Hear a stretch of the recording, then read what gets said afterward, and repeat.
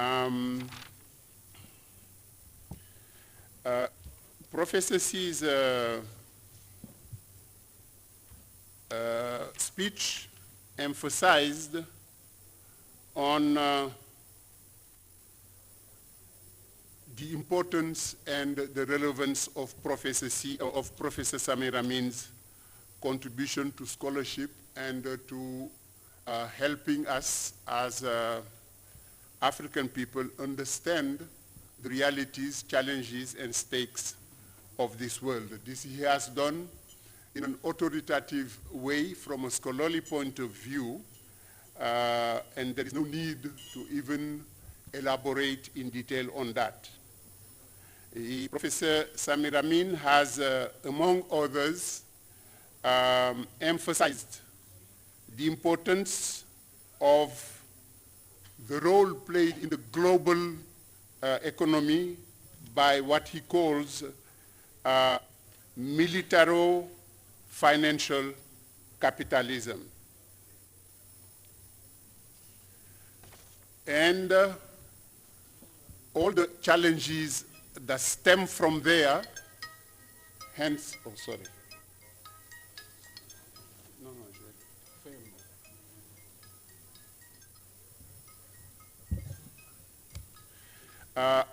As Professor Samin has emphasized it, our world is really in disarray, in a very bad situation, and there is no need to demonstrate that. Professor Samir Amin was very deeply attached to Senegal, where, as the minister has emphasized, he has spent 54 years of his own life. So he's also claimed by the entire Senegalese people and country and government as a son of Senegal, and he also considered Senegal as home. For us who have accompanied him as his friends, we can testify to that. Samir has insisted to establish the Forum du Tiers-Monde, the Third World Forum, here in Senegal because of his attachment with Senegal and the importance that his country represented for him. As his country, he has built many institutions here, or helped establish some of those institutions. According to Professor C's emphasis,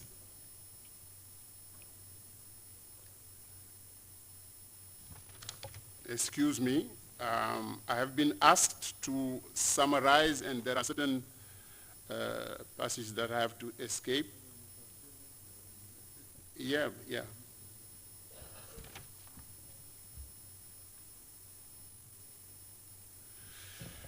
Look, I'm going to read it as it is because it's a little bit difficult for me.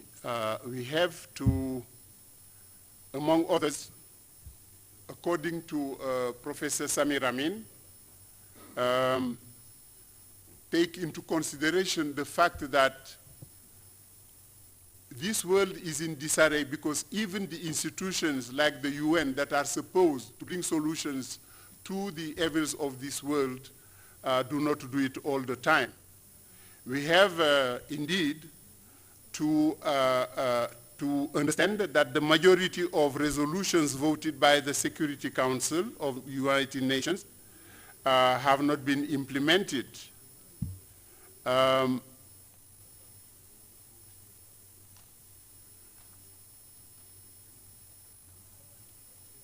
But we still cannot lose faith or hope in the future because people continue struggling and producing knowledge that can help guide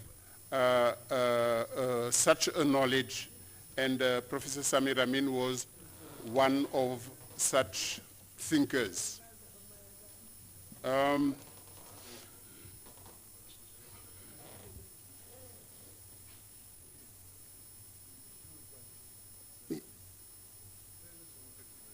Okay, so regarding the Professor C's contribution, I'm sorry, these are the conditions of this afternoon, but we promise that we will try our level best to improve everything. So let me come to the address, the opening address by the Honorable Minister of Economy, Mr. Amadou Hott. I wish to thank the people, the organizers of this forum, and the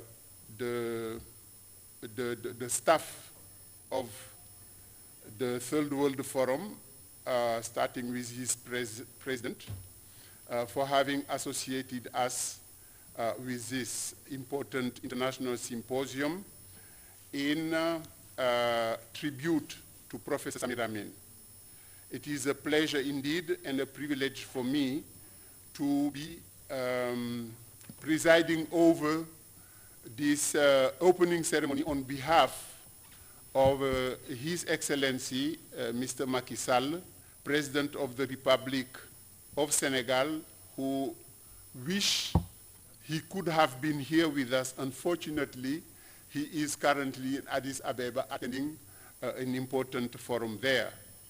The late Professor Samir was a brilliant economist who contributed tremendously to the intellectual development and affirmation of Senegal, a country to which he was very deeply attached. Such an attachment has led him to live during more than 5 decades, as has been mentioned earlier, transmitting his knowledge to students. As the director of IDEP, the Institute for Economic Planification, Institute for Development and Economic Planification, and also struggled so that the Third World Forum has its headquarters here in Senegal. He was a brilliant scholar indeed, Professor Samin, who distinguished himself by his numerous and invaluable works on very rich and varied themes, among them the emergence of the southern countries. I would therefore express my satisfaction about this forum, which is aimed at magnifying his work and paying a well-deserved tribute to his very strong contribution to the emancipation of southern countries. That is why I would like to congratulate the organizers for having chosen the topic, the general topic, management of the multidimensional crisis of the world system, responses from southern countries. It's a very, very relevant theme indeed in order to pay a tribute to Professor Samir AMIN. As you know, the reinforcement, consolidation of South-South cooperation is an imperative for development, and it is a guarantee for greater resilience of our economies in front to resist the shocks of world economic system. As a matter of fact, the partners, South-South partners, constitute one very important factor to share knowledge, competencies, and success stories, because they can contribute to create more jobs, build infrastructures, and promote South-South commercial or trade exchanges on the basis of solidarity and on the basis of a common will to strengthen each other mutually. Beyond the theme, the central theme, however, the symposium is going to develop other themes such as governance of the world system, issues of sovereignty of peoples on their natural resources, and structural transformation of our economies. These are very important themes that constitute major stakes as far as development of countries from the South is concerned. Regarding Africa in particular, the South is concerned. Initiatives such as the Agenda 2063 and the zone of the ZLECAF, the zone for the continental free trade zone, African free trade zone, constitute illustrations of such a will to change and will to reinforce our South-South partnerships. Such a will for changement in Africa integrates the dimension of durability in the process of development, and it is indeed an aspect that consolidates the foresightedness of Professor Samir Amin's contribution to scholarship. Regarding ZLECAF, it is the crucial step towards integration of our economies as African countries, because the stimulation of intra-African trade will contribute to strengthen possibilities for endogenous and durable development on our continent. Regarding structural transformation, I would like to underline or stress the necessity for our countries to take advantage of partnership and of exchange of experiences. In Senegal, as you know, we have the Emergent Senegal Plan, Emergent Senegal Plan, whose ambition is to achieve structural transformation of economy in order to promote durable and inclusive growth. It is today in its second phase. As you know, the first phase has scored positive results. And as a result, Senegal has been classified among the countries with rapid growth in sub-Saharan Africa. I'm sorry for time's sake. You will have the text later on. So allow me, in order to conclude, to raise an appeal, a solemn appeal to younger generations and political decision makers to take the opportunity of this symposium for an ownership of the thought of the late Professor Samir Amin. I do hope that the recommendations that will come as outcome of this symposium, inspired by rich and varied reflections of the Professor Samir Amin, will allow the countries from the South to find their ways in a world system that will have to be more equitable and be more favorable, more propitious to development of each nation. On this, on behalf of President Macky Sall, President of the of His Excellency Macky Sall, President of the Republic of Senegal, declare open this symposium, and I wish you all the success and thank you for your kind attention. I'm sorry.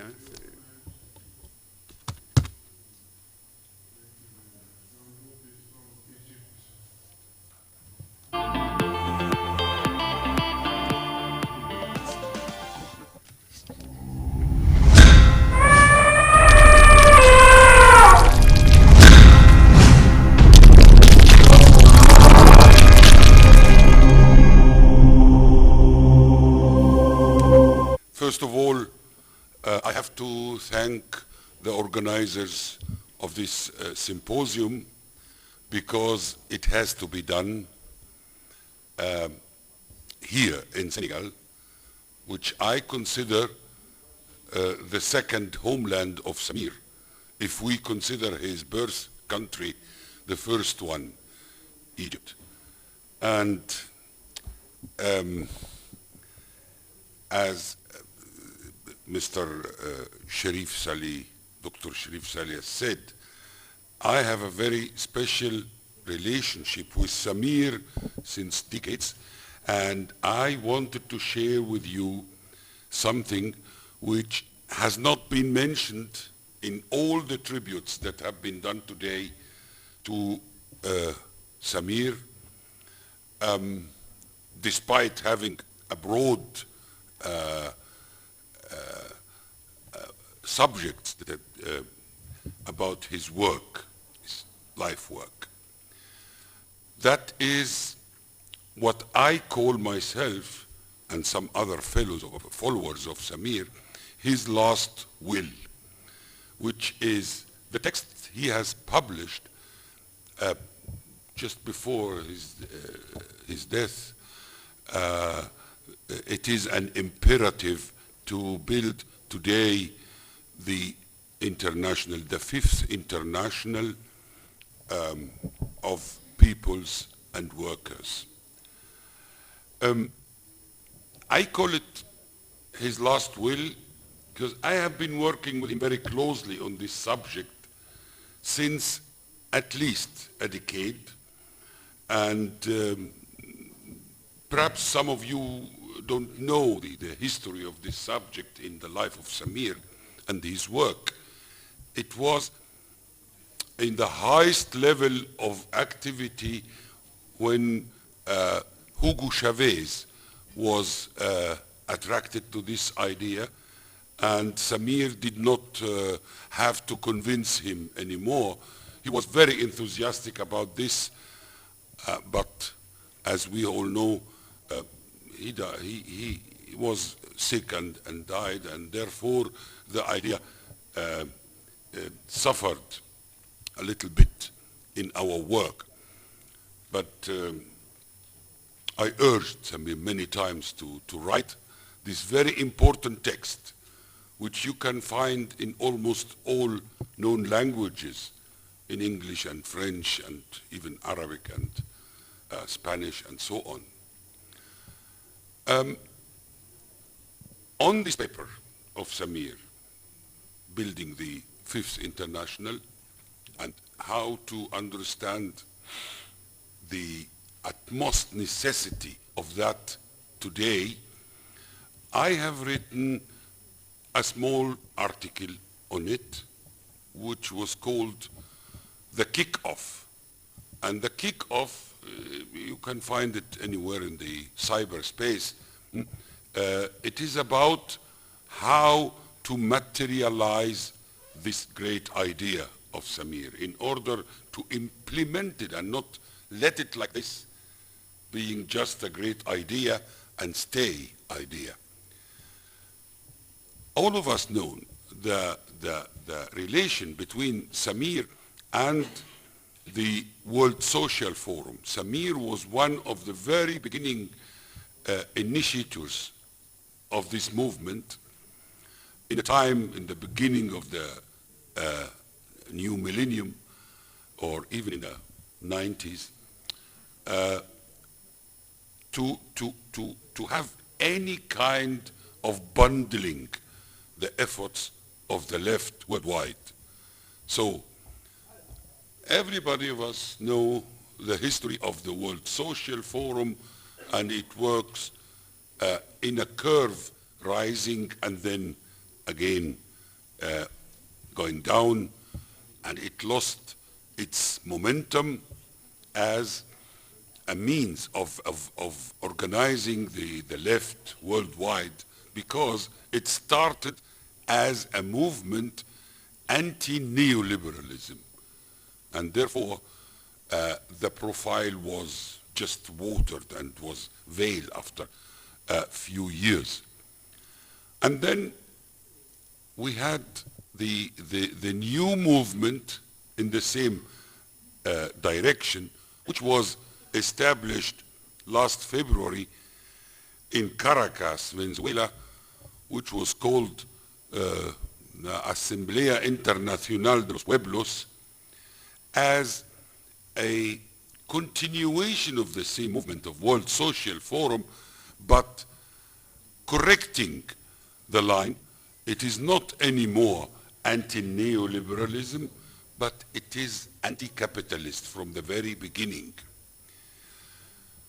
But I remember quite well what Samir has always repeated. What we need is not a forum, because this is one of the weak points of the movement. We need, on an international level, on a global level, an organization in the classical understanding of the word. And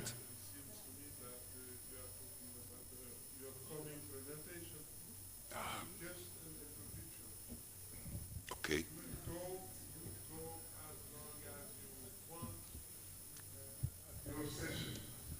Okay, okay. If there is any comments, if not, thank you. we close the session and go to the next one. Very nice. The next one is just here for We shall continue later. participants. Yes, so you conclude. No problem. Okay, thank you.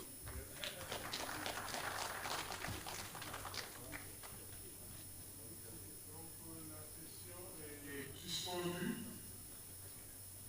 Nous invitons nos autres étrangers et les membres du comité à aller au restaurant. Voilà, 14h30. 2:30. 14h45 au plus tard, on commence les deux conférences inaugurales. We ask our guests Les conférences inaugurales à 14h45, nous ferons la présentation ses amis sur son enterrement qui va durer plus de temps avant de retourner tous les participants à l'hôtel. Et nous reviendrons demain pour suivre nos travaux.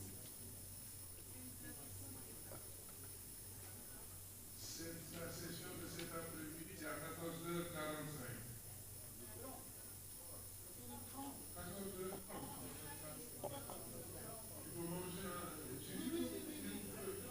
Il faut manger au plus tard, nous commençons à 14h45. Soyez dans la salle à 14h30.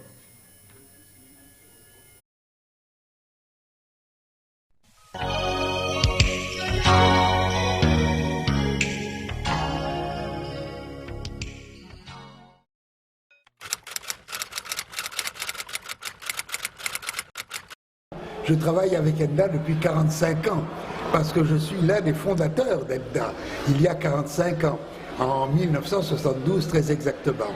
Lorsque j'ai été choisi pour diriger l'IDEP, l'Institut africain de développement et de planification, qui a son siège à Dakar, en 1970, j'ai pensé tout de suite qu'il fallait créer à Dakar et autour un ensemble d'institutions à vocation pan-africaine qui permettrait de marcher sur plusieurs jambes, pas seulement 2, mais 5 ou 6 comme une chenille, et avancer dans toutes les directions.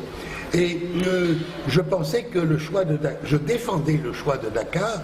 Je suis moi-même égyptien, africain, mais je me considérais aussi, du fait d'être directeur de l'IDEP et de vivre à Dakar, comme un Sénégalais, un Africain, un Sénégalais.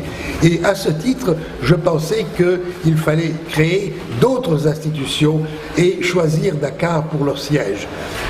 Cette idée était acceptée et soutenue même avec enthousiasme par le président Senghor, qui, comme vous le savez, donnait une importance particulière au développement de la culture en Afrique, y compris de la culture politique. Alors, c'est dans ce cadre que j'ai pensé j'ai créé dans ce cadre 3 organisations qui ont leur siège à Dakar jusqu'aujourd'hui. Le CODESRIA, en 1973, donc un an après l'ENDA, le Forum du Tiers-Monde en 1975, donc 3 ans après l'ENDA, et la première de ces institutions, 1972, était l'ENDA. Pourquoi? J'ai été invité à Stockholm en 1972, très exactement, à la première conférence internationale mondiale organisée par les Nations Unies sur le thème de l'environnement. Et j'ai été de ceux qui, très tôt, parmi les tout premiers, ont pensé que ce n'était pas une addition supplémentaire à la question du développement, que c'était une dimension très importante qu'il fallait intégrer dans la vision du développement. Alors, à mon retour à Stockholm même déjà, j'ai pensé un programme, d'abord modeste, en lui donnant le nom de ENDA, Environnement pour le développement africain, ou pour le développement de l'Afrique. Et j'ai négocié, notamment avec la SAREC suédoise à l'époque, l'agence de coopération suédoise, un soutien financier modeste pour que la création d'ENDA soit amorcée tout d'abord comme un programme de l'IDEP, parce que nous avions une institution et par conséquent les moyens de loger provisoirement l'ENDA en attendant qu'elle se crée. J'avais comme l'un des professeurs à l'IDEP, Jacques Bunicourt, dont les préoccupations intellectuelles tournaient précisément, étaient très proches des miennes sur cette question de l'environnement. Alors je lui ai tout simplement dit, écoute, tu m'aides à créer l'ENDA. Il l'a fait d'une manière superbe. Il a laissé Jacques Bunicourt, non pas seulement à l'ENDA, et non pas seulement au Sénégal, mais à travers toute l'Afrique et au-delà, un héritage de haute qualité. Et c'est comme ça que j'ai dit à Bunicourt, comme j'avais dit aux Suédois, vous savez, l'ENDA n'est pas destiné à rester un programme de l'IDEP. Sa création est amorcée à travers un programme de l'IDEP, mais le plus vite on pourra avoir une institution autonome, indépendante, ayant son propre accord de siège avec le gouvernement du Sénégal et ses locaux dans Dakar certainement, le mieux ce sera. Je crois que nous sommes allés très vite, quelques mois ou quelques années après, je ne saurais me souvenir de ces détails, l'ENDA s'installait dans ses propres... d'abord dans une villa très modeste au plateau. Je suis donc toujours resté, non pas un ami lointain ou un père fondateur qui oublie ses enfants, mais je suis resté toujours très proche de l'ENDA, de beaucoup de ses chercheurs, d'un certain nombre de ses programmes. Et je crois que l'un dans l'autre, l'ENDA a toujours bien fait. Rien n'est parfait, et vous avez raison de vouloir de temps à autre faire un bilan critique de votre propre action, mais l'ENDA est une grande institution. Et la preuve en est l'initiative qu'elle a prise il y a à peu près 1 an maintenant. On s'est réunis pour la première fois en novembre dernier, donc novembre 2016 à Dakar, pour discuter du lancement de ce nouveau programme qui est très ambitieux et très important pour l'Afrique, RASA. Nous avons créé, comme je vous ai dit, dans les années 70, entre 72 et 75, 3 organisations pan-africaines qui ont leur siège à Dakar, CODESRIA, ENDA et le Forum du Tiers-Monde. Je suis le directeur du Forum du Tiers-Monde basé à Dakar. Et par conséquent, en dépit de mon âge, mais avec le soutien de collègues qui sont très proches de moi, Bernard Founou, qui est camerounais, et Chérif Salifsi, qui est sénégalais, nous continuons à animer des programmes importants. En décembre dernier, nous avons tenu à Dakar nous avons organisé à Dakar un séminaire de discussion précisément de l'alternative pour l'Afrique et en coopération avec les organisations avec les deux autres continents du Grand Sud, c'est-à-dire avec l'Asie, la Grande Asie, et avec l'Amérique latine et les Antilles, les Caraïbes. C'était un séminaire très important et qui a été suivi par, puisque c'était à Dakar, par un bon nombre de Sénégalais, mais qui était organisé avec la coopération, avec la participation très active d'une vingtaine d'Africains venant donc de à peu près la moitié des pays du continent et d'une dizaine de représentants des différents grands pays et régions d'Asie et d'Amérique latine. C'était un séminaire très important. J'espère que ce n'est pas la dernière activité avec laquelle je serai associé et que je tenterai d'animer. Je ferai ça autant que ma santé et mon âge le permettra.